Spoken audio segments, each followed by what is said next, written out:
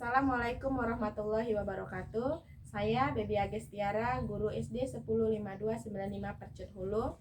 Etika batuk dan bersin. Yang pertama, menutup mulut dan hidung dengan lengan. Yang kedua, menutup mulut dan hidung dengan tisu. Yang ketiga, melipat tisu setelah digunakan. Yang keempat, membuang tisu ke tempat sampah.